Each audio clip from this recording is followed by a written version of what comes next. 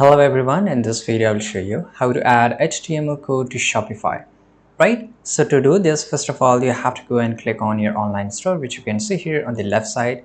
Then you have to go to the theme section. Automatically you will be here, right? You can just check it. Now, for example, this is one of my theme and this is my other theme, right? So if I want to change here, I have to click on the three dots, right? And same way, you don't customize in your main theme right now. You can just create a copy. So you can just create a duplicate here, which I've done here. And once you create a duplicate, do the changes, and once it's successful, then you can just make it as your main theme, right? So now here, once you click on the three dots here, you will get this option of edit code. Now once you click on here, you will get on this page, and if you want, once you do the changes, right, you can just click on the preview store and you will be shown here.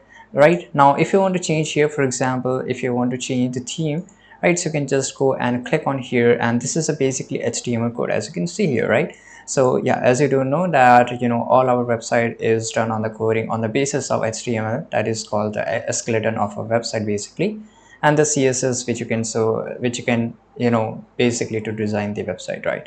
So this is a HTML code. If you want to change any part of any section, you can always do this, right? For example, this is for the card, this is for the blog, this is an article, and once you do here, click on it, and you can just always write it whatever you want, or if you want to write any code, right? Same way, whatever file or whatever section you will open, automatically it will shown here. You can just go and navigate here very easily, and you can just change it, right? Once everything is done, just go and click on preview store, and your changes will be shown here, and this is how you can store it. I hope you found this video very useful. Subscribe.